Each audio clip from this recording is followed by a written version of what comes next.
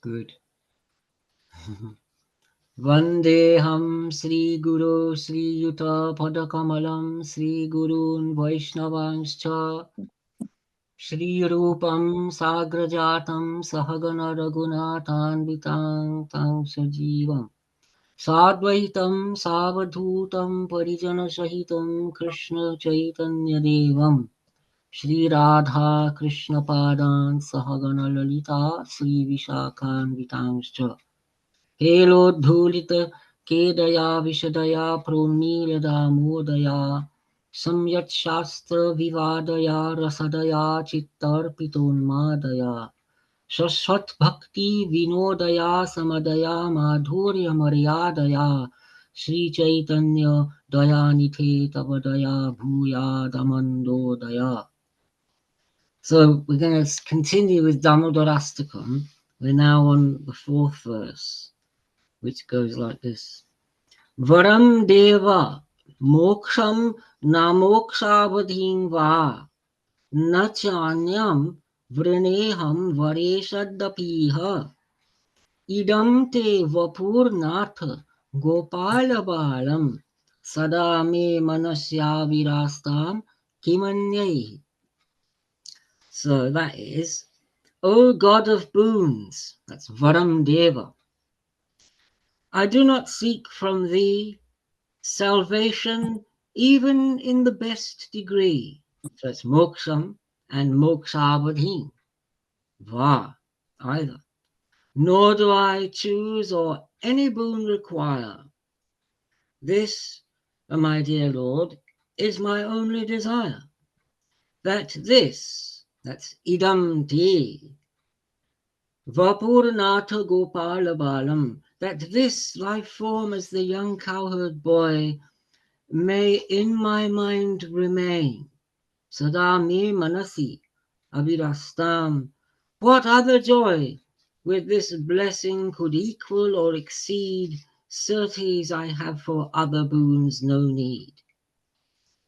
Right? Kimanyehi means what else? What other? If you can, this idamti, this your Bapurnatha, your form as the Lord, Gopala Balam, the child Gopal. So Sanatana Goswami is saying, having thus adduced the super excellence of the Lord in the foregoing verses, the ones already read, the author in the ensuing two verses obtends or lays forth his solicitude in the formation of suppliant prayer. O Lord of boons, I do not seek from thee salvation even in the best degree. And to express his singular objective, nor do I choose or any boon require. The epithet Deva, or deity, or God, in O God of boons, suggests the uncommon radiance of his person, or it implies, O thou engrossed in sweet, delightful exploits, since Deva means radiant one and playful one. Although you are competent to grant any and all benedictions, this is what the author is. Sanatana Goswami is suggesting that the author is saying, I am loath to seek salvation, which is the fourth human fulfillment, or even the extreme limits of salvation, which consists in the condensed essence of singular happiness, nor even the reward of eternal residence in the divine Vaikuntha, which is attained by the 9 disciplines of devotion, beginning with oral reception, nor any other boon which suggests any cherished desire that may occur here in Vrindavan. The preposition iha, or meaning here, is also applicable to the second half of the stanza, i.e. here in Vrindavan.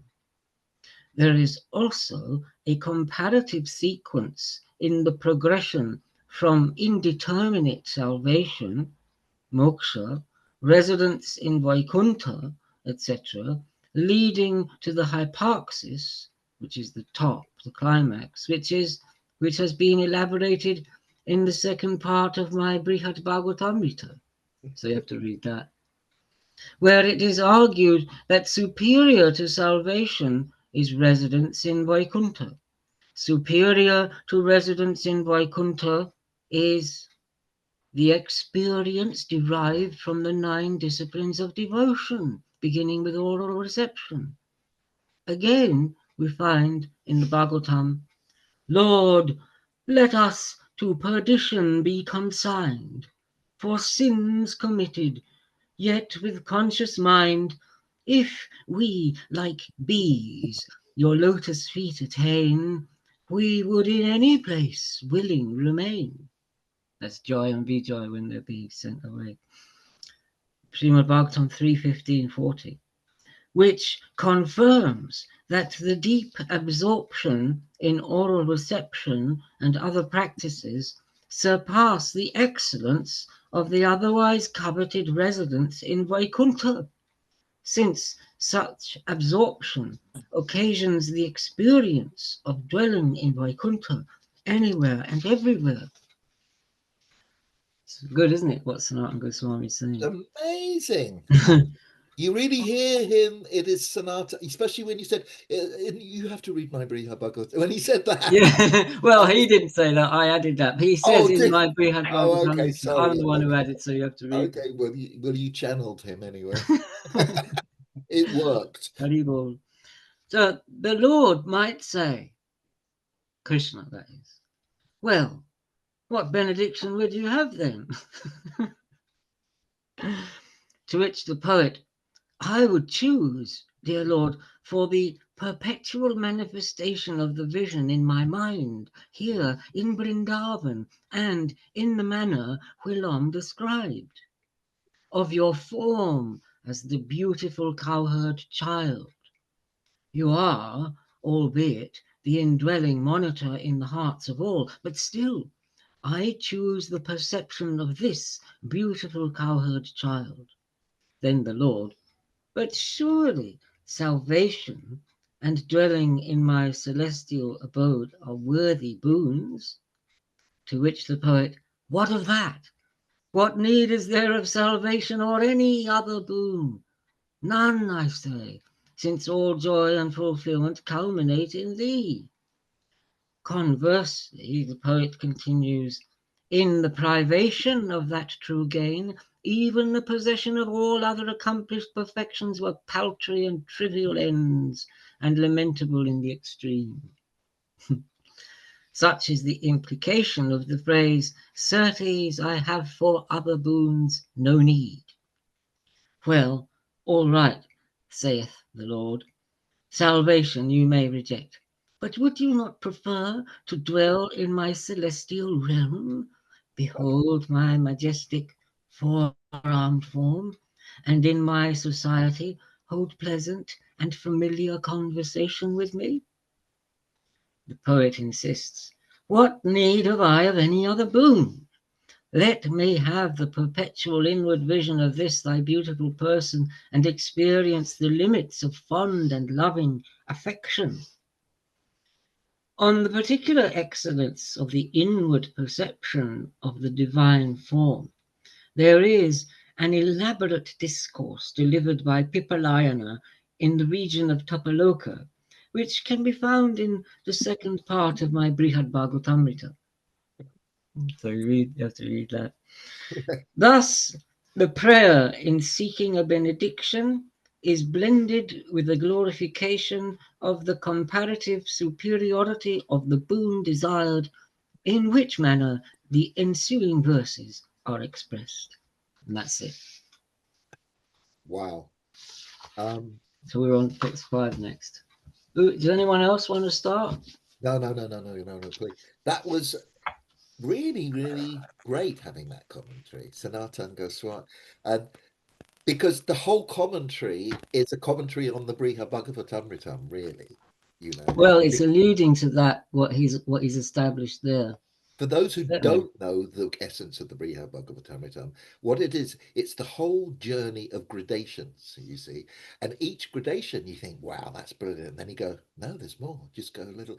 And each story, and you just go, wow, I can't get better than this. And it does. And you just Yeah. keep going and you keep going and you go. And it's very, and it's so endearing because you just don't know. When I first read it, I had no idea what was coming next. And then, especially, and then when he gets to Maya, gets to Vaikuntha, and he starts praying to the, like, the associates, thinking that they're Mm, Vishnu. mm. And Well, then, he's proposing here that the experience of prema bhakti by performing the ninefold bhakti is the experience of that is superior than I residence know, in I Vaikuntha. know this. That was actually, no, no, can you just repeat that again, what you just said there? Say that. Well, that's what he was saying, I right? know, but can you just say it again? I just need to hear He it. said that the experience derived from the ninefold devotion, Navanga Bhakti, hearing, chanting, remembering, etc., is superior to living in Vaikuntha. But And but he is because talking about it's Rag. like, you like, it's living in Vaikuntha, really. It Mm. is living in Vaikuntha. But that, when he says that, he's Mm. talking about the rag aspect of the Nava Anga, not the Vaidhi aspect. Well, it means someone who's perfected their devotion.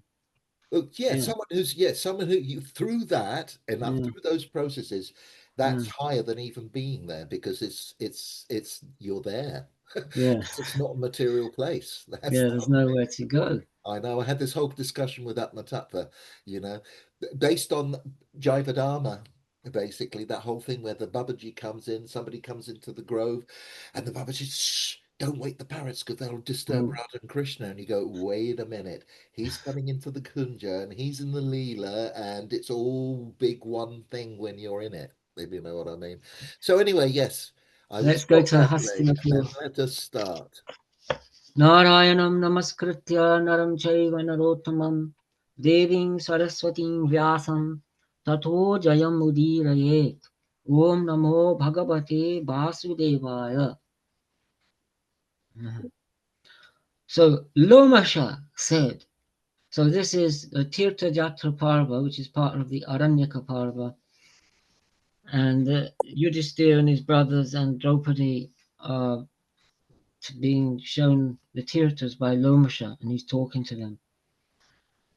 Lomasha said, O king, when Nirga sacrificed there with Soma and gratified Purandara, it has been heard that he was extremely intoxicated.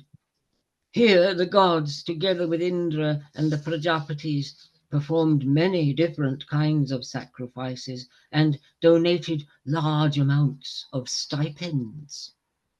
Sorry, can you tell me, sorry, the page? Which page are we on? Sorry. 125, Oh, chapter 418.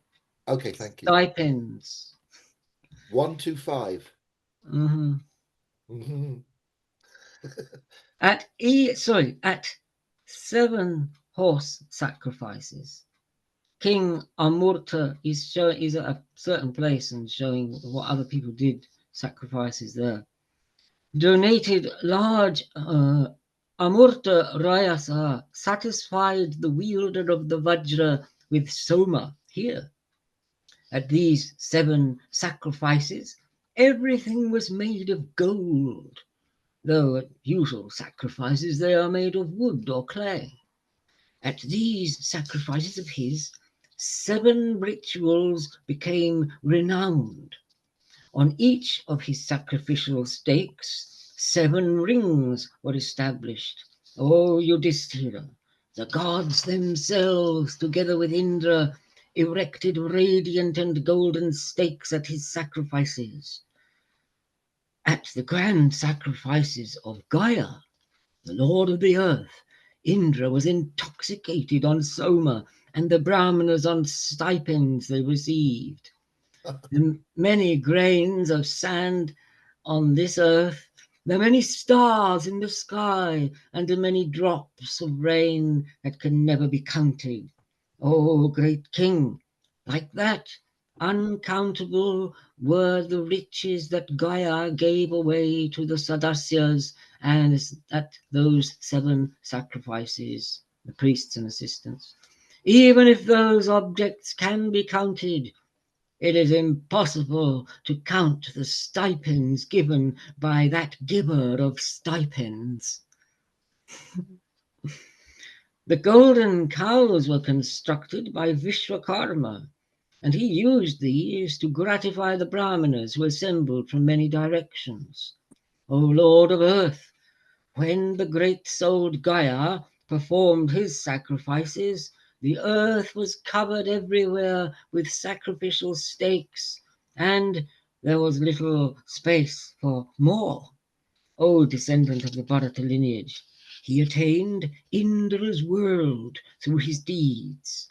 One who bathes in Payoshni goes to the world attained by him. O Indra among kings, O unblemished one, therefore, together with your brothers, bathe here. O protector of the earth, you will be cleansed of all sin. Vaishampayana said, together with his brothers, the best of men bathed in Payoshni. Together with his brothers, the unblemished and energetic one went to Mount Vaidurya and the great river Narmada. O Lord of Earth, in each place the illustrious Rishi Lomasha recounted for him the names of all the beautiful Tirthas. As it pleased him, and as it suited him, together with his brothers, he went to them one by one, donating riches in thousands to the Brahmanas. Lomasha said, O Kaunteya, on seeing Mount Vaidurya and descending into the Narmada, one attains the world of the gods and that of the kings. O best of men, this is the union of Treta and Dwapara. O Kaunteya, once one has reached this spot, one is cleansed of all sins. O son, this is the place of Saryati's sacrifice, where the Ashwins drank Soma in person with Kaushik. Indra. The immensely ascetic Bhargava, the Lord Chavana, was angry with the great Indra and paralyzed Vasava in his anger. He also obtained the princess Sukanya as his wife. Yudhisthira asked, how did the illustrious one paralyze the chastiser of Paka? For what reason was the great Bhargava angered? O Brahmana, why were the Nasatyas, the Ashwins, made to become drinkers of Soma? O illustrious one, tell me all this exactly as it happened. 419. Lomasha said, Maharshi Bhrigu had a son by the name of Bhargava Chavana. This immensely radiant one performed austerities near this lake. O Pandava, that mighty energetic one established himself like a pillar in this spot for the brave.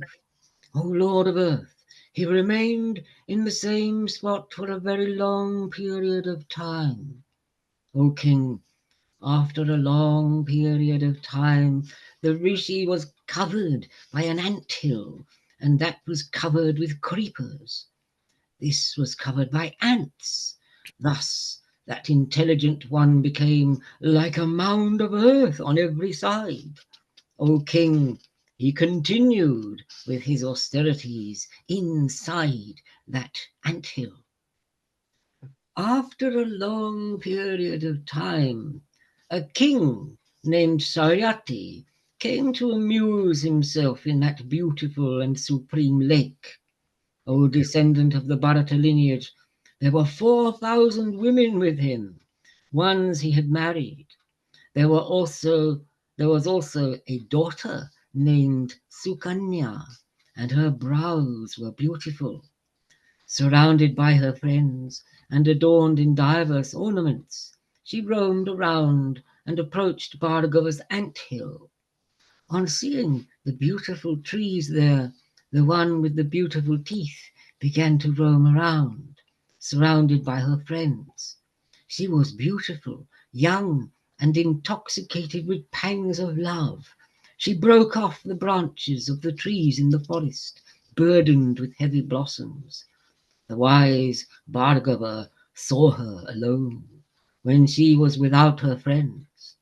Like a flash of lightning, he saw her clad in a single piece of garment and adorned with her ornaments. On seeing her roaming in the forest alone, the supremely radiant Brahmarshi, endowed with the strength of austerities, was stirred by desire. He spoke to the fortunate one in his broken voice, but she could not hear him. Then Sukanya saw Bhargava's eyes through the anthill. Because of her curiosity, she was deluded in her intelligence, exclaiming, "What is this?" She pierced the eyes with a thorn. Shit. Oh, fuck. Sorry, that was. Ooh. Oh, Sorry.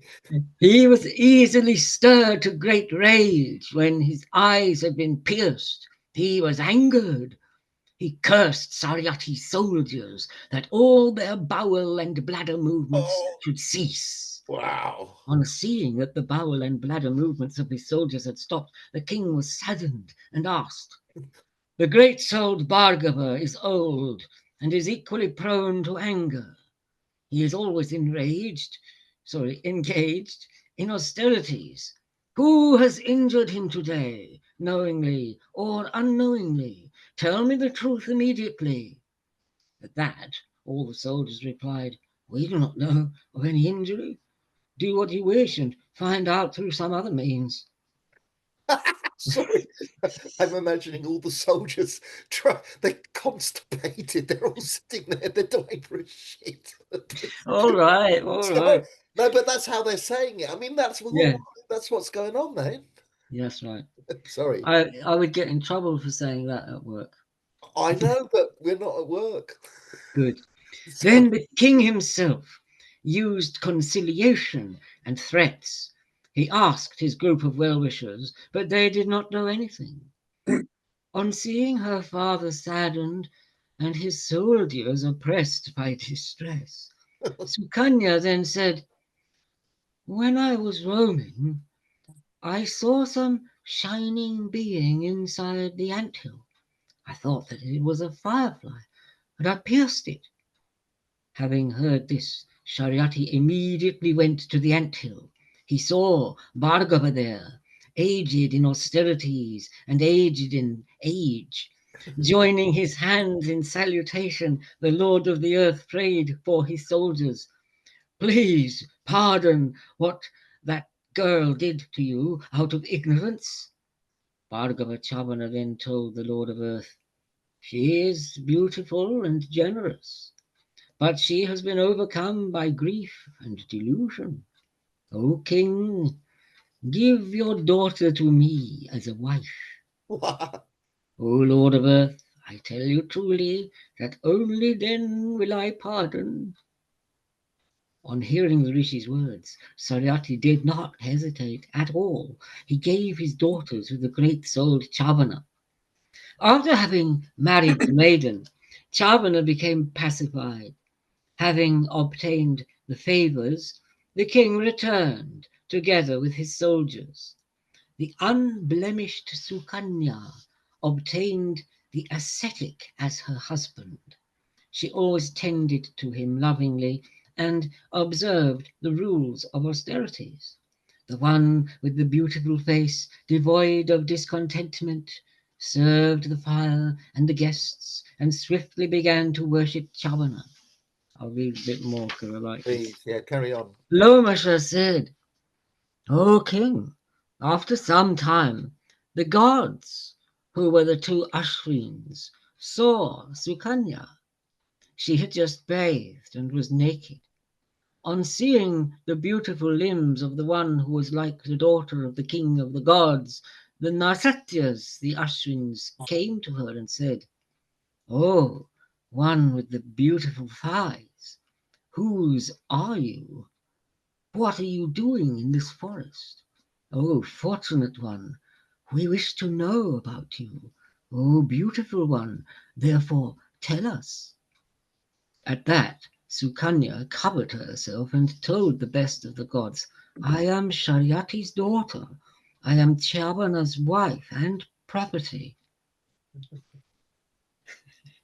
The Ashwins laughed and again told her, oh, fortunate one, why has your father bestowed someone like you on a man who has already finished his travels? Oh, timid one, you are radiant in this forest like a flash of lightning. Oh, beautiful one, we have not seen someone equal to you even among the gods. If you are adorned with every ornament and attired in excellent garments, you will dazzle even more with your unblemished limbs and not smeared with dirt like this. Why does someone like you serve a husband who is overcome with age? Oh, beautiful one, love and desire have deserted him. Oh, one with the sweet smiles, he is not capable of protecting you and sustaining you. Therefore, give up Chavana. Therefore, accept one of us as your husband. You are like one born from divine womb. Do not waste your youth. And having been thus addressed, Sukanya again told the gods, I am devoted to my husband Chavana. Do not have any doubts about that. They again told her, we are the physicians of the gods. We will make your husband young and beautiful. Then choose a husband from the three of us. O one with the beautiful face, tell him about this arrangement and bring him here. O king, at these words she went to Brigu's son and reported this to him. On hearing this, Chavana told his wife that they should act in that way. On obtaining her husband's permission, she said that the act should be done. On hearing her words that the act should be done, the Ashwins said that her husband should immerse himself in the water. Desirous of becoming handsome, Chavana swiftly entered the water. O king, O lord, the Ashwins also entered the lake. After an instant had passed, all of them climbed out of the lake. All of them were young and divine in beauty, with dazzling earrings. All of them were equal in beauty, bringing delight to the mind. Then all of them told her together, O fortunate one, O blessed one, O beautiful one, choose one of us as your husband, whomsoever you desire. O one with the beautiful features, choose whichever one is desired by you. On seeing all of them standing there, equal in beauty, the lady chose with her own mind and intelligence, and chose her own husband. Having obtained a wife and the youthful beauty that he desired, Chavana happily spoke these words to the greatly energetic Nasatyas. You have endowed an aged one with youthful beauty, and I have also obtained this lady as my wife. I am pleased with you because you have made me young, and I give you the right to drink Soma, even in the presence of the king of the gods. I tell you this truthfully. Having thus heard this, the two happily returned to heaven. Chavana and Sukanya sported themselves like gods. 41. Lomasha said, on learning that Chavana had become young, Saryati was delighted and came with his soldiers to visit Bhargava in his hermitage. He saw Chavana and Sukanya, beautiful like the children of the gods. King Saryati was delighted as if he had won the entire earth. With his wife The lord of the earth was received with honor by the rishi. The king seated himself with the fortunate one and began to converse about weighty matters. Then Bhargava told the king in a conciliatory tone, "O king, I will perform a sacrifice for you. Arrange for the ingredients." Saryati, lord of the earth, was extremely delighted at this. O great king, he welcomed Chavana's words. On an auspicious day for the sacrifice, Saryati constructed an excellent sacrificial ground and filled it with every desirable object. O king, it was there that Bhargava Chavana performed a sacrifice. Hear about the extraordinary events that occurred there. Chavana grasped a cup of soma, then, so as to offer it to the divine Ashwins, but when he was about to offer the cup, Indra restrained him. Indra said, "In my view, these two Nasachas are unworthy of being offered soma. They are the physicians of the gods, and their acts make them unworthy of worship." Chavana replied, "They are great in powers, they are great in soul, they are wealthy in beauty and riches. O Magavan, they have made me young like the ageless gods. Together with you and the other gods, why should they be unworthy of receiving offerings? O Lord of the gods, O Purandara, know that the Ashwins are also gods." Indra said, "These two are physicians and nothing but servants. They can adopt any form they desire. They roam the world of the mortals. How can they be deserving of Soma?" Despite Vasava's repeating these words, Bhargava paid no heed to Shakra's words and grasped the cup. On seeing that he was about to offer a share of the excellent Soma to the Ashwins, the god, who was the destroyer of Bala, spoke these words: "If you willingly grasp the Soma and offer it to them, I will hurl my Vajra, supreme and terrible in form, at you." Having been thus addressed, Bhargava smiled and looked at Indra. Following the procedure, he grasped some excellent soma and offered it to the Ashwins. Then Sachi's husband hurled the Vajra, terrible in form, at him. Just as he was about to hurl it, Bhargava paralyzed his arm. Having paralyzed him, Chavana uttered mantras and made offerings to the fire.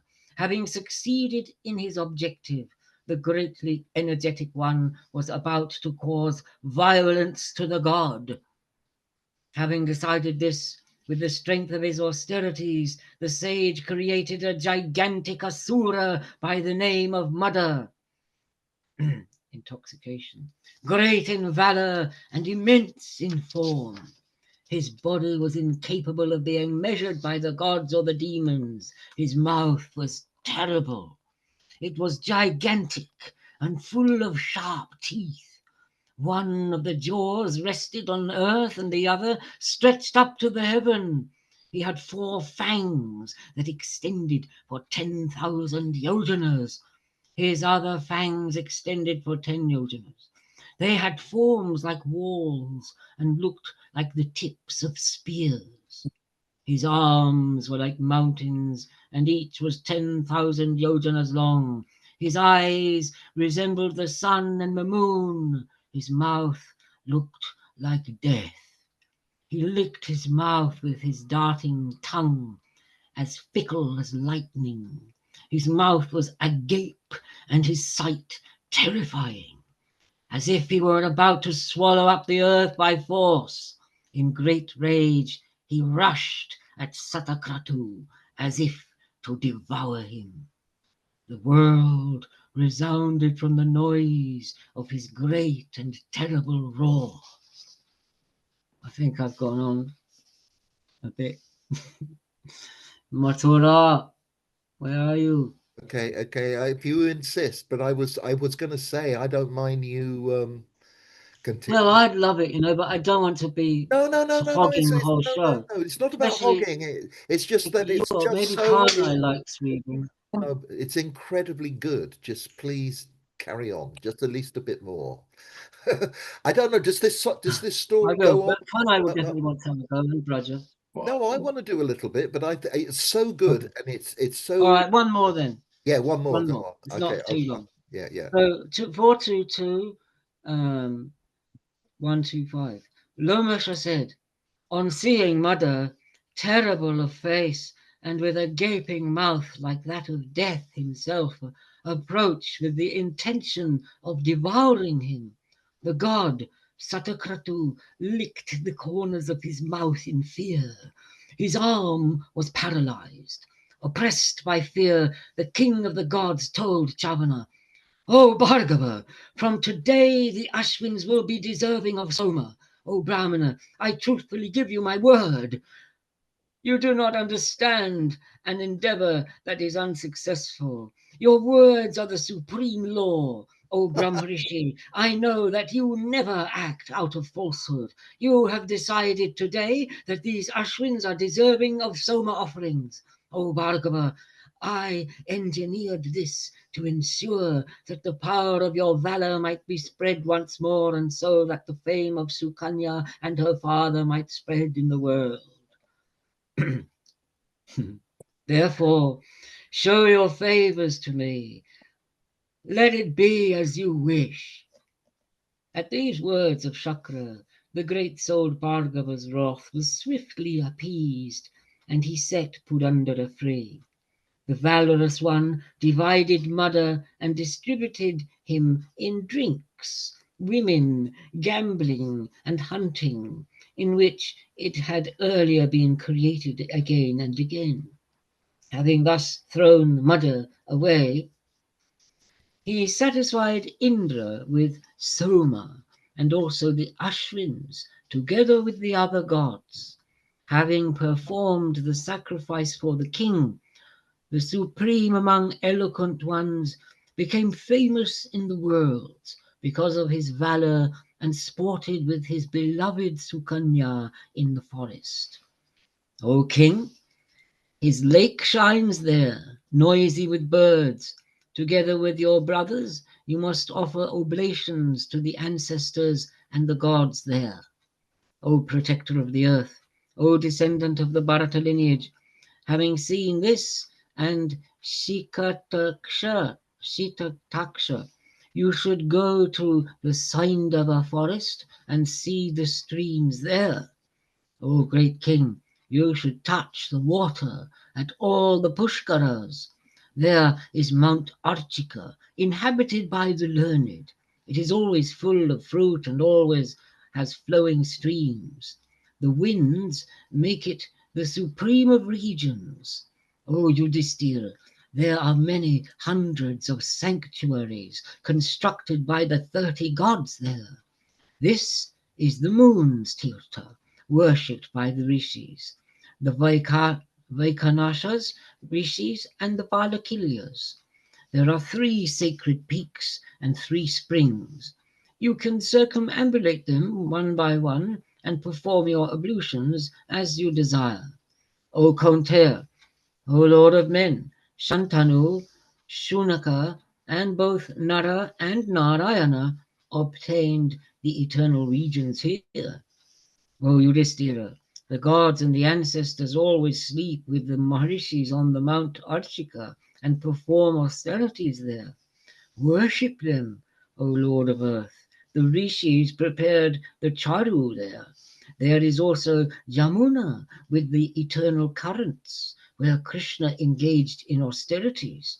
O destroyer of enemies, the twins, Bhimasena and Krishna, and we, all of us will go there together, lean and extremely ascetic. O Lord of men, this is Indra's sacred stream. Data, Vidata, and Varuna ascended upwards there. O king, they dwelt there, here, forgiving and engaging in supreme dharma. This pure mountain is appropriate for those who are friendly and of upright minds. O king, here is the Jamuna, frequented by masses of Rajarshis. O king, many sacrifices have been performed here. It is holy and banishes fear of sin. The great archer, King Mandata, himself performed a sacrifice here, and so did Somaka Sahadeva, supreme among those who gave. Okay. Wow. That whole thing was one of the biggest, well, exciting adventures, wasn't it? Absolutely. It's just incredible. And Indra's like, yeah, yeah, well, I planned it all along. Yeah, that's exactly, yeah. Please forgive me, sorry, old boy. Yeah. That's what you call plausible deniability. Okay, amongst the gods and the rishis, but it's great, isn't it? You can see where all of these plots and psychological things and just everything comes from these books. Uh, Every twist, I mean, you so we talk about complex soap opera. I mean, goodness gracious. okay, I'm going to disappear. Okay, continuing the Mahabharata, Tirtha Yatrapava, 423, chapter, episode 126, page 134 in our book, our version. Yudhisthira asked, Mandata was a tiger among kings, famous in the three worlds. O Brahmana, how was that supreme of kings, the son of Yuvanashva, born? How did that infinitely radiant one attain the supreme objective? The three worlds were as much under his control as under the great soul Vishnu. I wish to hear about the character of that wise one. He was as resplendent as Shakra. How did he obtain the name of Mandata? How was the one with unmatched valor born? You are a skilled one. Lomasha said, O king, listen attentively to how that great soul king came to obtain the name of Mandata recounted in the worlds. There was a lord of the earth named Yuvanashva in the lineage of Ikshvaku. The protector of the earth performed many sacrifices and gave away a lot of stipends. The foremost among those who uphold Dharma performed 1,000 horse sacrifices and many other sacrifices in which there were many stipends. But the Rajarshi, great in his soul and firm in his vows, had no sons. He entrusted the kingdom to his ministers and lived permanently in the forest. Contemplating his own soul, he engaged in the rules laid down in the sacred texts. Once his heart was dry with thirst, and he entered Brigu's hermitage, O Indra among kings. On that night, the great-souled Maharshi, who was Brigu's son, performed a sacrifice so that Sodyumni, another name for Yuvanashva, might obtain a son. Mantras were recited over water, and a large pot was filled with this. O Indra among kings, it had been established there earlier so that his wife might drink it and give birth to a son who was Shakra's equal. The Maharshis had placed the pot on the altar. Exhausted as a result of staying up at night, they had gone to sleep. Sodyumni passed them. The king's throat was parched from thirst, and he was desperate for a drink. He was exhausted. On entering the hermitage, he asked for a drink. Because he was tired, his throat was dry, and no one heard him. Because he was tired, his throat was dry, and no one heard him. His tone was like a bird's notes. On seeing the pot filled with water, the king swiftly ran towards it. Having drunk the cold water, the intelligent king's thirst was quenched, and he was happy. He threw the rest of the water away and slept. Oh dear. Later, the rishis awoke along with the Lord of Men. On seeing that the pot was empty of water, all of them assembled together and asked, Who has done this? Yuvanashva truthfully replied, It was I.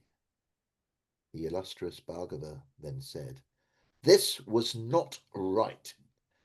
After austerities, this water had been collected for the sake of your son, O Rajasi. I performed terrible austerities in the name of the Brahman. so that you might have an immensely strong and valorous son and passed it on. He would have been immensely strong and immensely valorous and would have been full of the powers of austerities. His valor would have been such that he would have even sent Chakra to Yama's abode, O king. These were the rituals through which the water had been prepared by me, O king. Your drinking the water today is not an act that should have been done. But it is now impossible to reverse the deed that has been done. What you have done must certainly have been decreed by destiny. It's that destiny again. Because you were thirsty, you drank water that had been sanctified with rites and mantras. O great king, that water was infused with my power and austerities. Therefore, you will yourself give birth to a son with these characteristics. Wow. We will perform the rites and sacrifices for you so that this supremely extraordinary event may occur and a valorous son, the equal of Chakra, is born. Then 100 years passed. The left side of the great souled king was rent asunder, and a son emerged, extremely energetic like the sun. But Yuvanashva, the Lord of Men, did not die, and this was certainly extraordinary. The immensely energetic Chakra came there to see him, and Chakra inserted his own forefinger into the child's mouth. Oh, isn't that sweet? Oh, that is very unusual for Indra, isn't it? The wielder of the Vajra said, he will suck me. Oh dear. Then Indra and the other gods, sorry, excuse me. Then Indra and the other gods named him Mandata. O protector of the earth! Having sucked the forefinger offered by Chakra, the child grew to 13 cubits. My goodness. O great king, the knowledge of the Vedas, together with that of Dhanaveda and that of the divine weapons, appeared before this lord at the instant that he thought about them. The bow named Ajagava, arrows made of horn and impenetrable armor, instantly followed his commands. O descendant of the Bharata lineage, Bhagavan Chakra himself instated him. He conquered the three worlds with his Dharma like Vishnu in his valor. The great souled one's realm was unobstructed. Gems flowed to the Rajasi of their own accord. O Lord of the earth, this earth, with all its riches, belonged to him. He performed many varied sacrifices and gave away abundant stipends, O king, having erected many sanctuaries in accordance and acquired abundant dharma, that immediately energetic and greatly radiant one obtained half of Chakra's kingdom. In a single day, the wise one, always with Dharma, brought the entire earth with all its habitations and stores of jewels under his control. O great king, the four corners of the earth are covered with his sacrificial grounds, where he performed sacrifices with donations. There is no spot that was not covered. O great king, it is said that the great souled one gave Brahmanas 10,000 padmas of cattle. When there was a drought for 12 years, the great soul one made it rain so that the crops might grow, while the one with the bludger in his hand looked on. The great king of Gandhara was born in the lunar dynasty, but with a roar like that of the giant clouds. He killed him with his sharp arrows. O king, the great souled one subjugated the four types of beings. Through his austerities and energy, he established the worlds. This is the place where he, as radiant as the sun, offered sacrifices to the gods. Behold this sacred region in the middle of the Kurukshetra, O protector of the earth. I have narrated to you everything about the great character of Mandata and his wonderful birth, about which you had asked me. Kanai, why don't you just take over now? Are you Yeah, there? that's cool. Cool. That was All fun right, to I can read. do that. Thanks, Matura. My Nice. pleasure.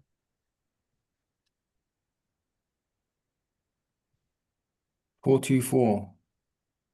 Yudhisthira asked, O supreme among eloquent ones, what was the valor of King Somaka? I wish to hear accurately about his deeds and his powers. Lomasha said, O Yudhisthira, there was a king named Somaka, devoted to Dharma. O king, he had 100 wives, all equal to one another. Though he made great efforts, a son was not born to the Lord of the earth, despite a long period of time having passed. One day, after he had grown old and continued to make efforts, a son named Jantu was born to him from those 100 wives. O Lord of the earth, when he was born, all those mothers surrounded him and always gave him everything that might bring him pleasure. One day, an ant bit Jantu on his hips, and the child cried out in pain at this bite. Then all the mothers were extremely distressed. They surrounded Jantu and raised a great lamentation. The Lord of the earth suddenly heard these loud cries while he was seated in the midst of his advisers and priests. The king sent for news about what had occurred, and the steward brought him news about what had happened to his son. Somaka swiftly arose with his advisers and went to the inner quarters. The chastiser of enemies consoled his son. Having consoled his son, the king emerged from the inner quarters. O king, he sat down with his advisers and priests. Somaka said, Shame on having a single son. It is better to have none. All beings are always prone to distress, and a single son is cause for misery. O Brahmana, O Lord, I examined these 100 wives and married them for the sake of obtaining sons. But they did not produce offspring. As I endeavored with all of them, somehow this single son named Jantu was born. What can be greater misery than that? Oh, supreme among Brahmanas, my time has passed, and so has that of my wives. Their lives are dependent on this single son, and that is also the way for me. Isn't there some ceremony or deed, large, small, or difficult, so that I can obtain 100 sons? The officiating priest replied, There is such a deed, so as to obtain 100 sons. Oh, Somaka, if you can perform it, I will explain it to you.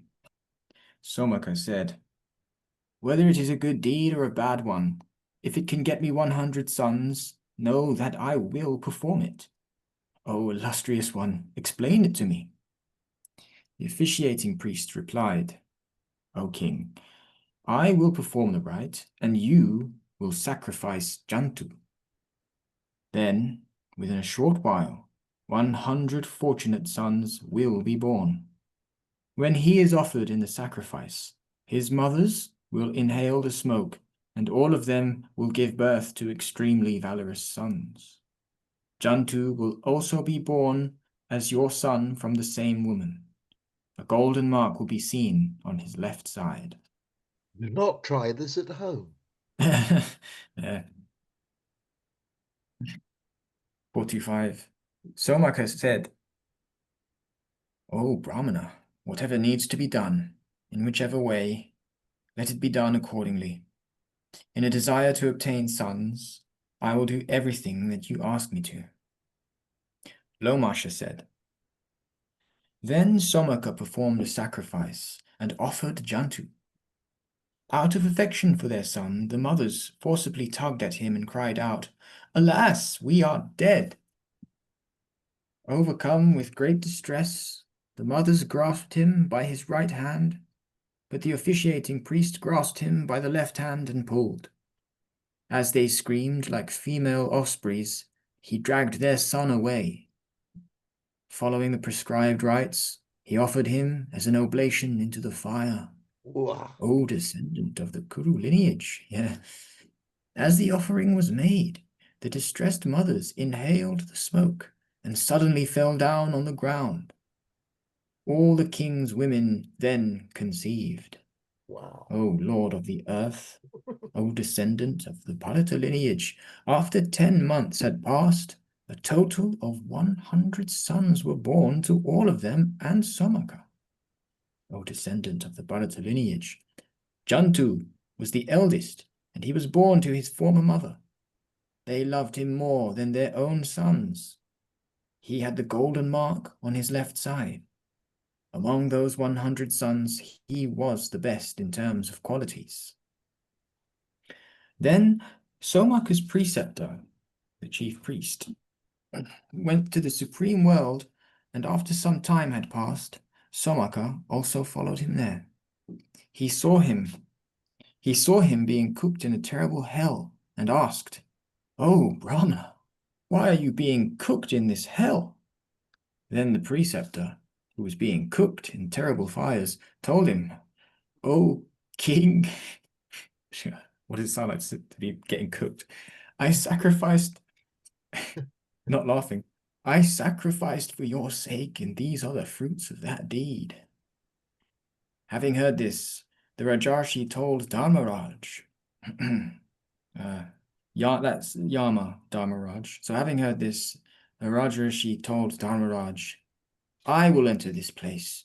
Set my priest free. This immensely fortunate one is being cooked in the fires of hell because of my deed." Dharma replied, "O king, no one ever obtains the fruits of someone else's action. O supreme among givers, behold, your fruits are there." Somaka said, "Without this one, learned about the Brahman, I do not desire these sacred worlds. I only desire to dwell with him, be it in the abode of the gods or in hell. O Dharmaraj, my deed is identical with his. O God, therefore, the merits or the demerits should be equal." Dharma replied, "O king, if that is your desire, then suffer those fruits with him for an equal length of time. Later, you will obtain the objective of the virtuous." Then the lotus-eyed king did all that. He was the beloved of his preceptor, together with his Brahmana preceptor, and by virtue of his own deeds, he again obtained the radiant worlds. This is his sacred hermitage, radiant before us. A man who controls himself and spends 6 nights here obtains the end of the virtuous. Maybe, must mean like the reward of the virtuous.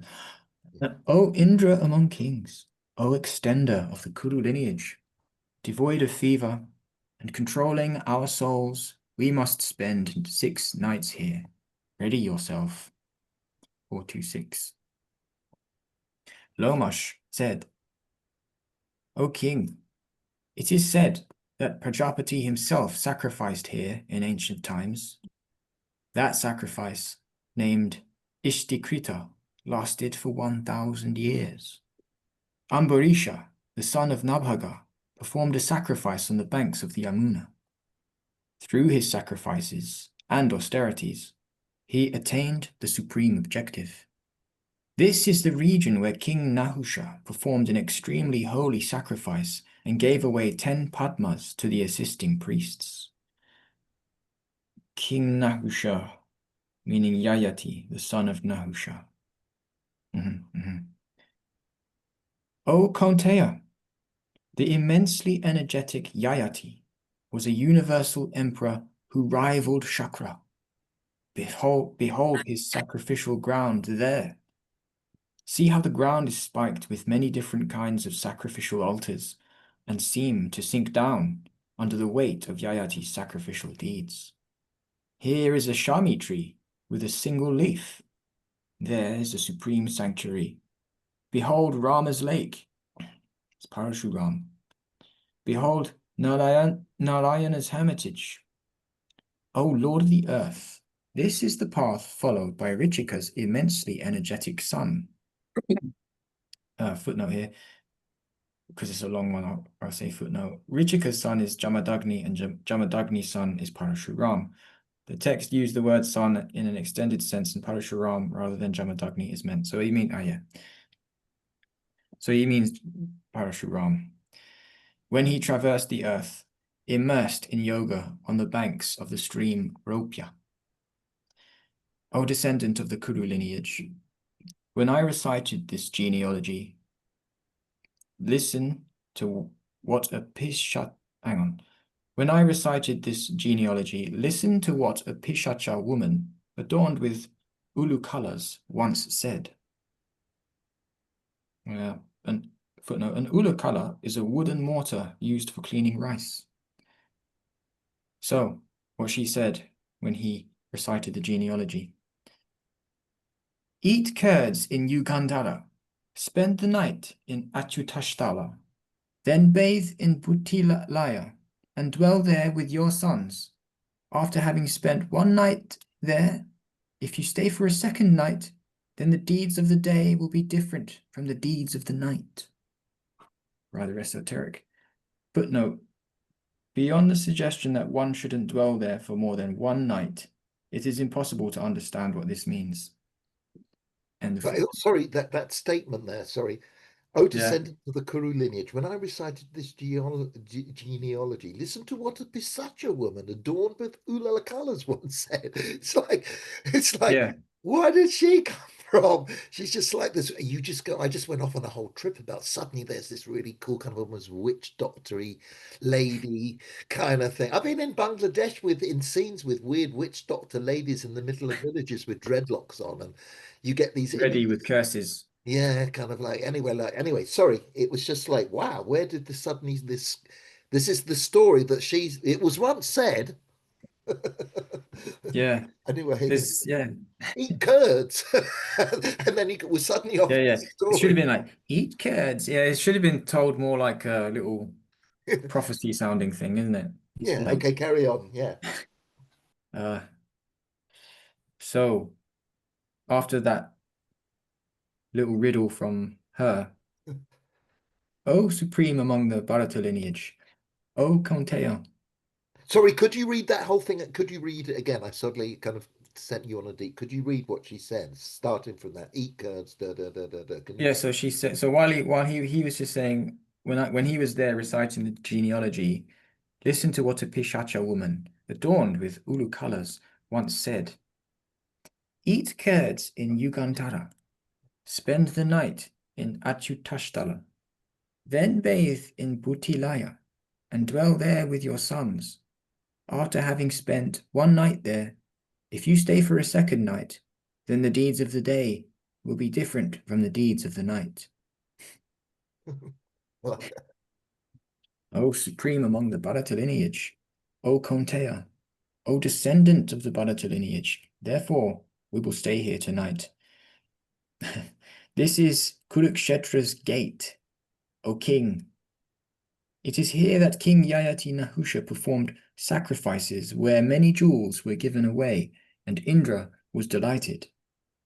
This is Plakshavatarang, the supreme Tirtha on the Yamuna. The learned ones say that it is the gate to the vault of heaven. The supreme rishis performed Sarasvata sacrifices here. O son, with their sacrificial stakes and mortars, they then went to take their final baths. Following Dharma, King Bharata performed a horse sacrifice right here and let loose a black sacrificial steed to roam the earth. It was here that Maruta, tiger among men, performed a supreme sacrifice and seated himself, protected by Samvarta, foremost among Devarishis. A lot has happened here. O Indra among kings, bathe here, and you will be able to see all the worlds. O descendant of the Bharata lineage, having touched the water here, you will be cleansed of all evil deeds. Vaisham. To go on a camping holiday, isn't it? Really? Yeah, well, there's like so much that it's like, yeah. Have a little kind of rainbow gathering right there, and then just you could bathe in this every day. But there's so many references to what's already happened there and just why it's holy. And imagine he asks like later, just like he's like, oh, please tell me everything in great detail about Maruta, the tiger among men. He could do that, but anyway, Vaishampayana said, having bathed there with his brothers, and having been worshipped by the great rishis, the foremost among the Pandavas then spoke these words to Lomash. I can see all the worlds through my austerities. O one for whom truth is valor, from here I can also see the foremost among the Pandavas with his white steeds, meaning Arjuna, as they are separated. Yeah. Lomash replied, O mighty armed one, that is true. Thus do the great rishis see. Look at the sacred Sarasvati, crowded by those for whom she is a refuge. O best of men, by Wow. bathing here, you will be cleansed of all sins. The celestial rishis performed the Sarasvata sacrifice here. O Kaunteya, so did the rishis and the Raja rishis. This is Prajapati's altar, extending 5 yojanas in every direction. This is the field of the great-souled sacrificer, Kuru. Footnote, meaning Kurukshetra. Yeah, Kshetra means field, and Kurukshetra literally means Kuru's field. And I love that. Sorry, I just like that one sentence. Look at the sacred Saraswati. yeah, and then Folded you by can just those see it for yourself, right? And then you see it. yeah. And you know, there's all that you can imagine. It was the place to be if you were a rishi. Let's go and go down there. Go up by the Saraswati. Okay. Yeah, yeah. I'll go to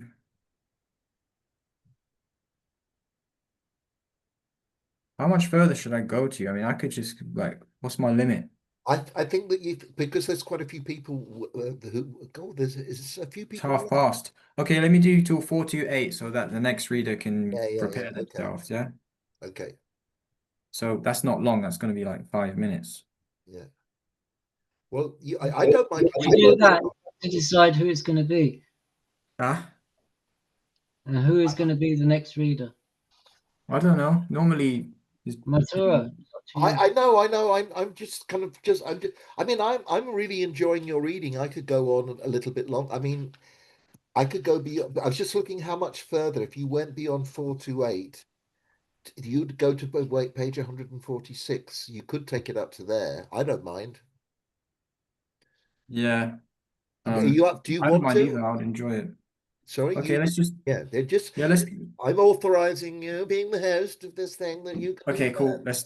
Let's crack on then. 427. Okay. Lomash said, O descendant of the Bharata lineage, if mortals perform austerities here, they go to heaven. O king, men who desire to die come here by the thousands. In ancient times, a benediction was pronounced by Daksha when he sacrificed here. This is the benediction. The men who die here will have conquered heaven. This is the sacred, divine, and flowing river Sarasvati. O Lord of the earth, this is Sarasvati's Vinashan. This is the gate to the land of the Nishadas. O brave one, it is out of hatred for them that the Sarasvati enters the earth, so that the Nishadas may not know her. This is Chamasodbeda.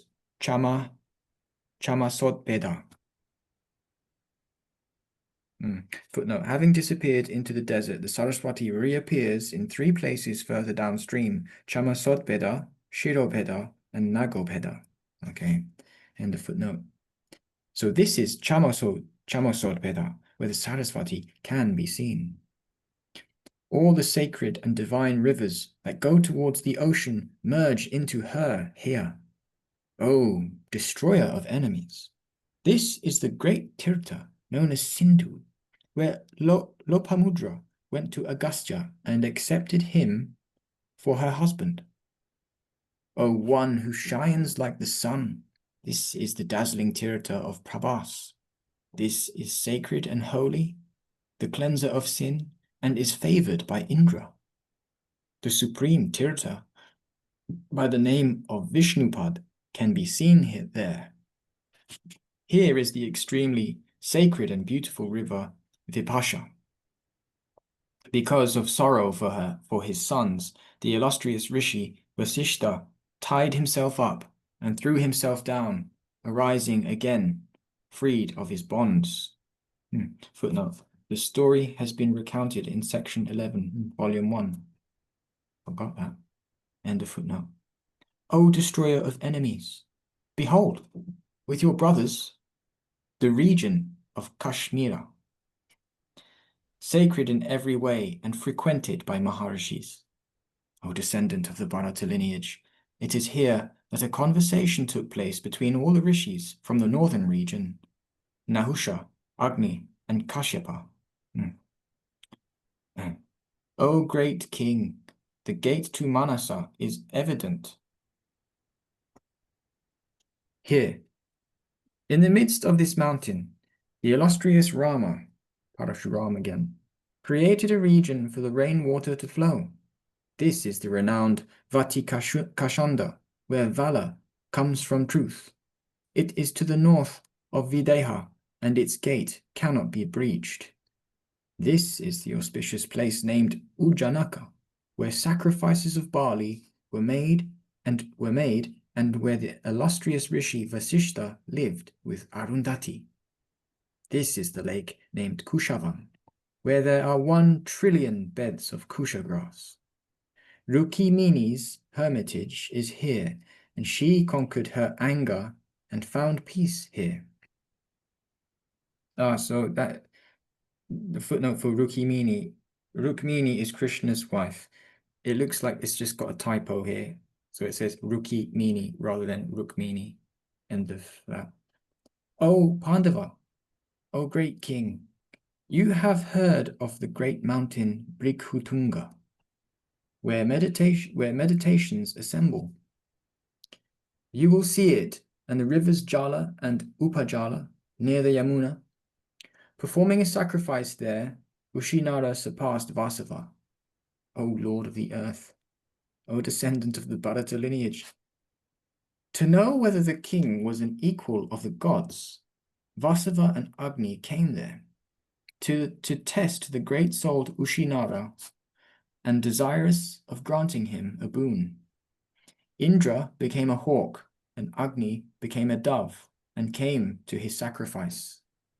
As a result of fear from the hawk, the dove alighted on the king's thigh, seeking refuge there. O king, oppressed by fear, it nestled there. Interesting. 428. The hawk. So the hawk is Indra, and Agni became a dove because they were going to test this king because they were eager to give him a boon. Here we go. 428. The hawk said, all the kings of the earth say that you have dharma in your soul. Why do you therefore perform a deed that is against all dharma?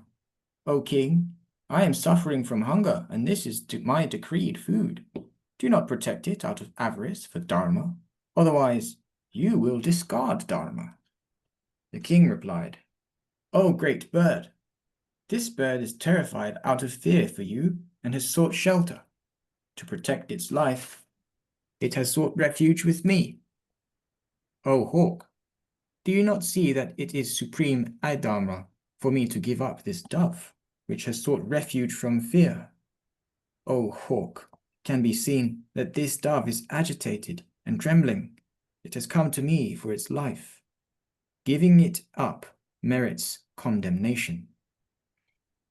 The hawk said, O Lord of the earth, all beings sustain themselves through food.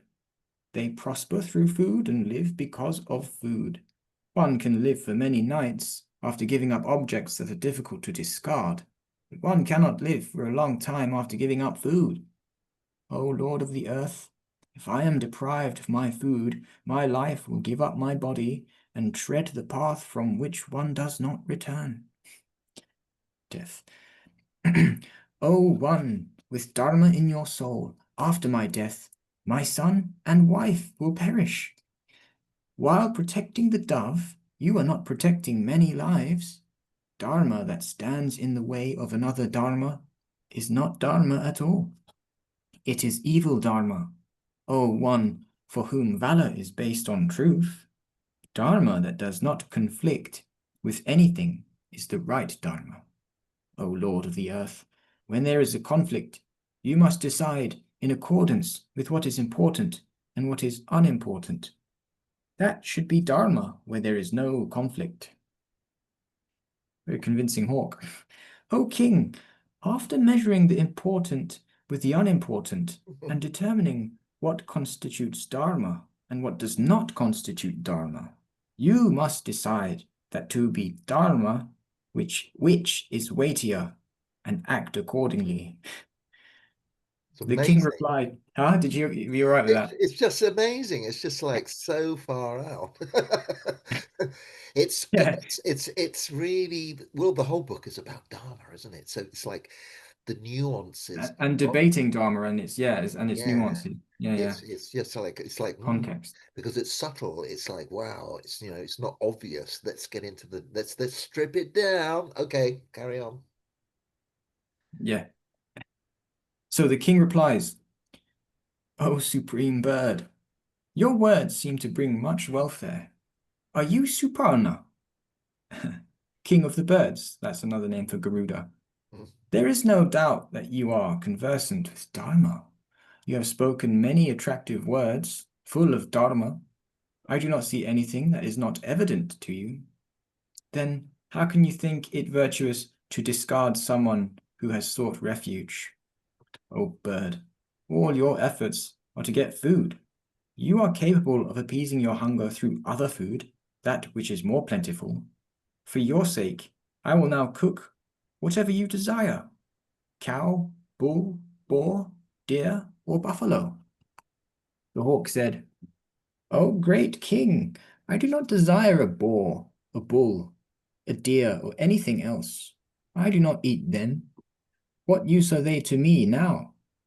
O bull among the Kshatriyas, O protector of the earth, give up the food that has been earmarked for me by destiny. Release the dove. It is the eternal rule that hawks eat doves. O king, not knowing a plantain tree, do not climb it. Footnote. A plantain tree is weak, therefore one should not climb it. That's what he means. Yeah. The king replied, O one who is worshipped by masses of birds, rule over this prosperous kingdom of Shibi, O hawk. Alternatively, I will give you everything that you desire. O hawk, but I will not give up the bird that has sought refuge with me. O supreme bird, tell me what deed I must perform so that you give this up. I will not give up this small bird. The hawk said, O Ushinara, O Lord of men, if you have so much affection for the dove, then cut some flesh from your body and weigh it so that it is equal to the dove. O king, when your flesh is equal to the dove, you can give it to me, and I will find satisfaction. The king replied, O hawk, I think this request of yours is a favor. I will right now give you an equal amount of my own flesh. Lomasha said, O Kontea, the king was learned in supreme Dharma. The illustrious one cut his own flesh and weighed it against the dove. When he found that the dove was heavier than his flesh, than this flesh, King Ushinara again cut some more flesh and gave it. Thus, there was no more flesh left to weigh against the dove. Having given up all the flesh, he himself ascended the scales. The hawk said, O one learned in Dharma, I am Indra, and that dove is the bearer of the sacrificial offerings, Agni. We came to your sacrificial grounds to test you about Dharma. O Lord of the earth, this deed of yours, your cutting off flesh from your body, will be resplendent in the world. O King, as long as men talk in this world, so long will your eternal deed be established in this world. Lomasha said, O Pandava, behold the seat of that great-souled king. It is sacred and the cleanser of all sins. Look at it with me. O king, It is here that the gods and the eternal sages are always seen by brahmanas, who are great-souled and performers of holy deeds. I'm gonna leave the floor open now, I think, if anyone else is gonna derive some pleasure from reading. That was really good, fantastic. Wow, what a story, isn't it? Yeah, amazing. Amazing. So, Dina or Braja or do you want to speak, or Tarini? Anybody there up for it? Tarini's here. Who? Tarini. Oh yeah, please. Okay. Great. Jai. Beginning of that chapter. Jai ho, Jai ho. That was You have to great. put the camera on. Well, you don't have to, but you can. And that means lifting up. They do have some very, very challenging tests, don't they? And that's what's so incredible about it. They're just like, oh my God. And they're all just tests. But somehow they seem to get on with it and it all works out okay. That's why they're immortalized, because they Yeah. passed the test, Yes. basically. Yes. And I think in lots of mythologies, I don't know, Madan knows more about Greek, but and whatever, Arthurian or whatever, it's the hero's journey. There's all these tests and fightings, and to prove your worth, and that's the initiation and the rite of life. Anyway, Also to highlight what is dharma, yeah, and then they had followed their dharma and were versed in the dharma. yeah, that's how you learn about it, by how they did it. What was Yeah, it's just like this. It's like, you want to know what Dharma after the is? Well, we're Mahajas. going to tell you a story. It's just going to tell you from every side you've ever can't even conceive of about what it is. Every weird situation, because that's what's far out, isn't it? That we know that life is not this linear, straight line. It's this thing that goes like this, and you have to be flexible. Basically, that's basically one of the morals. Okay, Tarini. Haribol. Haribol. Okay. So, chapter 429. Lamasha said, O Indra among men, behold the sacred hermitage of Shvetaketu, the son of Udalaka, whose fame as a knower of mantras was recounted on earth. It always has trees full of fruit. Shvetaketu saw Saraswati herself there, in her human form. When Saraswati appeared, Shvetaketu told her, Give me the power of speech. O king, at that time Ashtavakra, the son of Kahoda, and Shvetaketu, the son of Udalaka, were the foremost among those who knew the Brahman and were uncle and nephew. Uncle and nephew, the illustrious Brahmanas, went to the sacrifice of King Videha, lord of the earth. They vanquished the immeasurable Bandi in a debate. Yudhishthira asked, What was the power of the Brahmana who thus vanquished Bandi? Why was he born as Ashtavakra? O Lamasha, tell me everything accurately. Could you Lamasha just replied, sorry to butt in. What page are we on? I've lost it. Sorry, where we Oh, are. we're on 146. Thank you. Lamasha replied, Udalaka had a self-controlled discipline. O king, he was known by the name of Kahoda. He served his preceptor and was devoted to him. He studied for a long time. There were many Brahmanas who served as disciples, but the preceptor knew him to be the one. He gave him all the knowledge and his daughter Sujata as a wife. She conceived, and the child, who was radiant as the fire, spoke to his studious father. You have studied all night, O father, but you are not right. The Maharshi was insulted among his own students. He cursed the child who was still inside the womb. Since you spoke while you were still inside, you will be crooked in 8 ways. He was born exactly as he had been spoken. and this Maharshi became famous as Ashtavakra. There's a footnote. Ashta is 8 and Vakra is bent or crooked, the reference being to a physical deformity. His maternal uncle was Shvetaketu, who was equal to him in age. While her son grew inside her, Sujata was extremely distressed. She was poor and desired riches. In a conciliatory tone, she privately spoke to her husband. O Maharshi, what will we do without riches? The 10th month is upon me. You have no riches. Once the delivery takes place, how will we overcome the calamity that confronts us? Having been thus addressed by his wife, Kahoda went to Janaka for riches. Bandi was killed in debate. The Brahmana was defeated by him and drowned in the waters. Uddalaka got to know that he had been defeated by a Sutta, which is Bandi was a Sutta or a charioteer. End of footnote. Uddalaka got to know that he had been defeated by a Sutta and had drowned in the waters. He told Sujata, "This must be kept a secret from Ashtavakra." She kept this secret extremely well. When he was born, the Brahmana heard nothing and thought that Uddalaka was his father and Shvetaketu his brother. When Ashtavakra was 12 years old, Shvetaketu saw him seated on his father's lap. He grasped him by the hand and told the weeping one, "This is not your father's lap." These harsh words pierced his heart and remained there, making him extremely unhappy.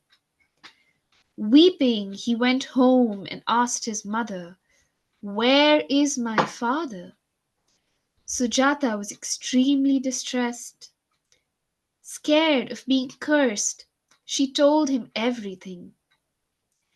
Having got to know everything from his mother, the Brahmana spoke to Shvetaketu. "Let us go to King Janaka's sacrifice. It has been heard that his sacrifice has many extraordinary things. We will hear debates among the Brahmanas. We will also eat excellent food. We will become wiser. The chants of the Brahman are auspicious and pacifying." Thus, the maternal uncle and nephew went to King Janaka's prosperous sacrifice. Ashtavakra encountered the king on the road and was restrained. He spoke these words to him. Ashtavakra said, "The road belongs to a blind one. The road belongs to a deaf one. The road belongs to a woman. The road belongs to a bearer of loads. The road belongs to a king. But when a Brahmana is encountered on the way, the road must belong to the Brahmana." The king replied, "Then I now give up this road to you. Travel whichever way you desire. There is no fire that is a minor one. Even Indra always bows down before Brahmanas." Ashtavakra said, "O son, we have come to see the sacrifice. Our curiosity cannot be greater. We have come as guests. Let us enter. O gatekeeper, we are waiting for your command. We wish to see the sacrifice of Indradumna's son. We wish to see and speak to King Janaka. O gatekeeper, we are being consumed with anger, and let that not cause affliction to you." The gatekeeper said, "We are bound by the commands of Bandi. Listen to the words I utter. No Brahmanas who are children will be allowed to enter. Only the old and the learned, the best of the Brahmanas, will be allowed to enter."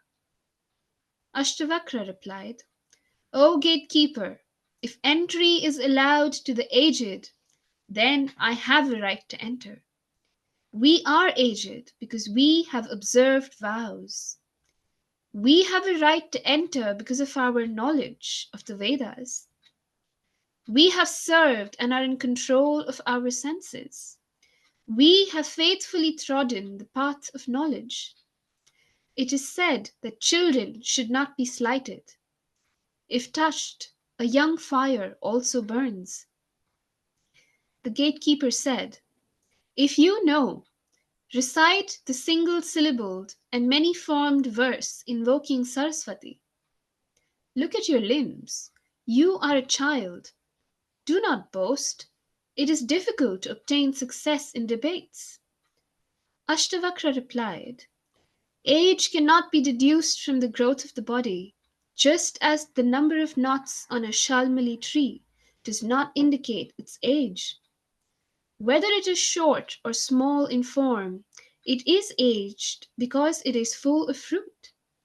A tree without fruit has no traits of age." The gatekeeper said, "The young receive intelligence from the old, and in due course of time become aged too. It is impossible to obtain learning in a short time. Therefore, despite being a child, why do you speak as if aged?" Ashtavakra replied, "One does not need to become old because one's hair has turned white. The gods know that a child who is learned is old. The rishis have not decreed that the merit of dharma depends on years, grey hair, riches, or relatives. One who has learning is great. I have come here to meet Bandi in the king's presence. Go and announce this now to the king who is garlanded with lotuses. O gatekeeper, today you will witness me engaged in a debate with the learned. I may become superior or I may become inferior when all the others become silent today." The gatekeeper said, "You are only 10 years old. How can you enter a sacrifice reserved for entry to the humble and the learned? I will have to devise a means for you to enter, but you must take due care." Ashtavakra said, "O king, O supreme among those of the Janaka lineage, you are worthy of praise. You have all the riches. You are the performer of sacrificial deeds, like King Yayati was the only one in ancient times. We have heard that the wise Bandi, after defeating those who know the Vedas in debate, employs your servants to immerse those broken ones in water. Having heard this from the Brahmanas, I have come here today to engage in debate. Where is Bandi? Where can I find him? I will destroy him today, like the sun causing the stars to fade." The king replied, "You hope to vanquish Bandi without knowing the other's power with words? Those who know his powers are incapable of speaking thus. He has been tested by Brahmanas skilled in debate." Ashtavakra said, "Those who debated were not like me. That made him like a lion, and he roars thus. When he meets me today, he will be destroyed, like a cart on the road with its axle broken." The king replied, "He alone is supremely wise who knows what has 6 parts, 12 axles, 24 segments, and 360 spokes." Ashtavakra said, "May the wheel with 24 segments, 6 parts, 12 axles, and 360 spokes always protect you." The king asked, "They are joined like horses and descend like hawks. Who among the gods gives them birth, and who do they give birth to?" Ashtavakra said, "O king, let them steer away from your house and even from the houses of your enemies. The one with the wind as a charioteer gives them birth, and they also give birth to him." The king asked, "What does not close its eyes when it sleeps? What does not move when it is born? What has no heart? What increases in speed when force is imposed? Ashtavakra said, a fish does not close its eyes when it sleeps. An egg does not move when it is first born. A stone has no heart. A river increases in speed when force is imposed. The king replied, I do not think that you are a man. You possess divine energy. You are not a child. I regard you as aged. There is no one who is your equal in the power of words. Therefore, I am throwing the gate open. There is Bandi. Ashtavakra said, O king, there are kings who are assembled here, unrivaled in power, with their dreadful armies. The ones who debate, like swans cackling in a great expanse of water, should not find a means of escape. You pride yourself on being a great debater. When you engage with me today, you will not flow like a river's current. O Bandi, my energy will blaze like fire unkindling. Stand firm before me today. Bandi replied, do not awaken a sleeping tiger. The virulent snake is licking its mouth. If you kick it on the head with your feet, you will not escape. Be sure that you will be bitten. The extremely weak man is insolent and strikes a mountain, only to lacerate his hands and nails himself. No wounds can be seen on the mountain. Like all mountains before Menaka, like calves before a bull, all the other kings are inferior to the king of Mithila. Lomasha said, Ashtavakra roared in that assembly, O king! His wrath was aroused and he spoke to Bandi. Tell me the answer to my question. I will tell you the answer to your question. Bandi said, there is only one fire, but it is kindled in many forms. There is only one sun that illuminates everything. There is only one warrior and slayer, the king of gods. There is only one Yama, the lord of the ancestors.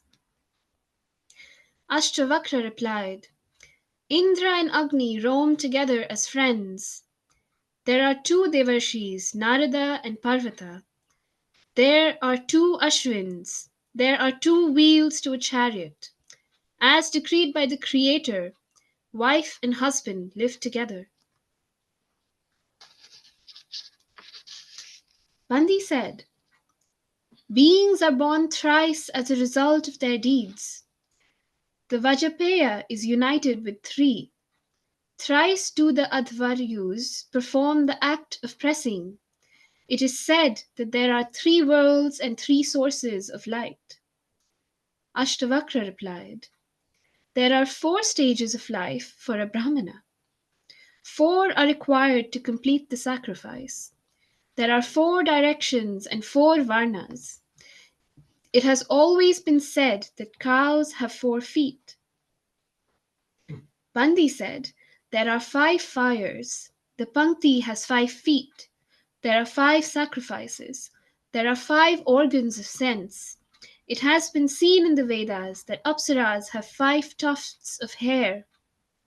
There are 5 sacred rivers in the world. Ashtavakra replied, when the sacrificial fire is prepared, 6 cows are the dakshina. There are 6 seasons in the wheel of time. There are 6 organs of sense. There are 6 in Kritika. It has been seen in all the Vedas that there are 6 sadaskyas. Bandi said, there are 7 kinds of domestic animals and 7 that are wild. There are 7 meters that carry the sacrifice. There are 7 rishis. There are 7 forms of offering homage. The veena is also known to have 7 strings. Ashtavakra replied, 8 shanas bear 100. Sharabha, the destroyer of the lion, has 8 feet. We have heard that among the gods there is a class of 8 Vasus. In all sacrifices, the sacrificial post has 8 corners. Bandi said, when kindling sacrifices for the ancestors, 9 verses are used. It is said that there are 9 stages in creation. The Brihati meter has 9 syllables. 9 digits are always used in calculations. Ashtavakra replied, in the world of men, it has been said that there are 10 stages. It has been said that 1,000 is made up of 10 complete hundreds. A woman who has conceived bears for 10 months. There are 10 dashirakas, dashas, and dasharnas.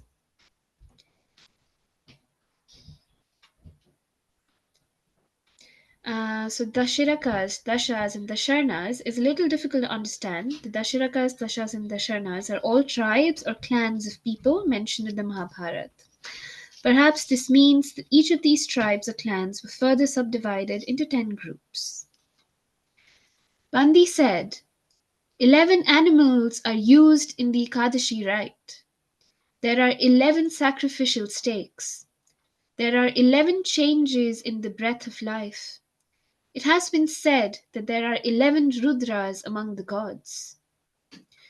Ashtavakra replied, it has been said that there are 12 months in a year. The Jagati meter is formed out of 12 syllables. It has been said that an ordinary sacrifice lasts for 12 days. The Brahmanas say that there are 12 Adityas. Bandi said, it has been said that the 13th lunar day is terrible. The earth is formed out of 13 islands. Lomasha said, having said this, Bandi fell silent. Then Ashtavakra completed the other half of the shloka.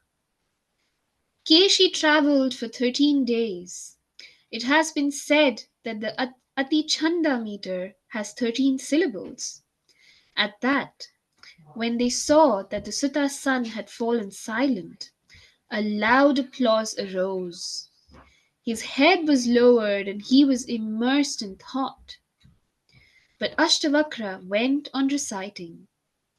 In King Janaka's grand sacrifice, there was a tremendous uproar. Hands joined in salutation. All the Brahmanas went to Ashtavakra and worshipped him. Ashtavakra said, I have heard that vanquishing learned Brahmanas in debate, this one immersed them in water. Let Bandi follow the same dharma today. Seize him and immerse him also. Bandi said, I am the son of King Varuna. O Janaka, a sacrifice that will last for 12 years is taking place, equal in duration to your sacrifice. Therefore, I have sent the foremost Brahmanas there. All of them had gone to witness Varuna's sacrifice. But behold, they are returning. I worship the venerable Ashtavakra. Because of him, I will join the one who gave me birth. Ashtavakra replied, you immersed Brahmanas in the water of the ocean. Though they were learned and intelligent, they lost in debate. I have now rescued their speech through my learning. Let the learned examine these words. Jataveda, Agni knows the houses of the learned and does not consume them. Thus the learned examine the words that are spoken, even if they are uttered by children, sons, and those to be pitied. Has your energy become lean because of Shleshmataki? Shleshmataki is a kind of tree with bitter fruit. Has Bandi been weakened because of eating this fruit? Or is it that flattery has intoxicated you? You are like an elephant that has been goaded. O Janaka, you are hearing, but you are not paying attention to these words of mine. Janaka said, I am listening to your words. They are divine in form and superhuman. Your form is also celestial. Since you have vanquished Bandi in debate today, Bandi is yours, to do as you desire. Ashtavakra replied, O king, I have no use for Bandi alive. If Varuna is his father, immerse him in the water. Bandi said, I am the son of King Varuna. I have no fear from being immersed in the water. Ashtavakra will soon see his father Kahoda, who had been destroyed a long time ago. Footnote, Kahoda will be resurrected.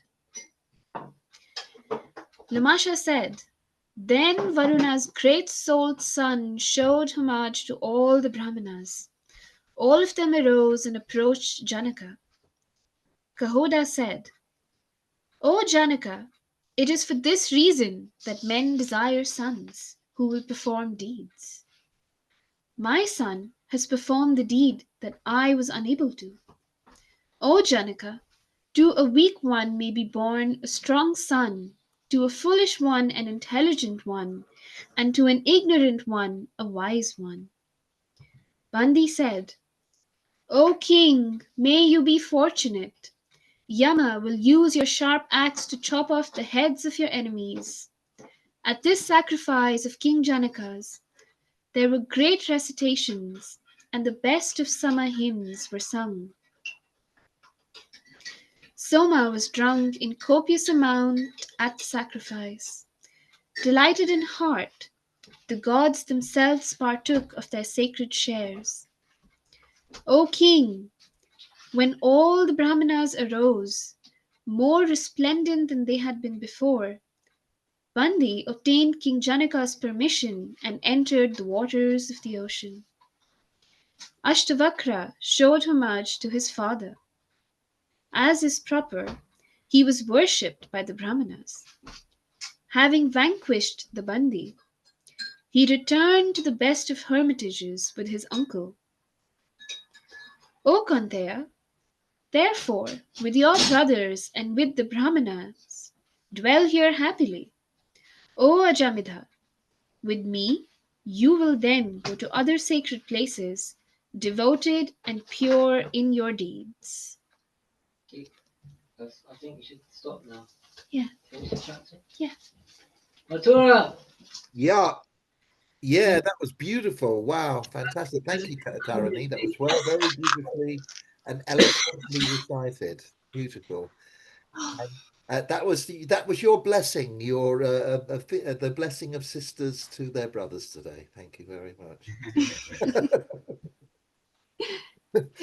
We nominate Stop you recording! for sisterhood. Okay, stop recording. Okay.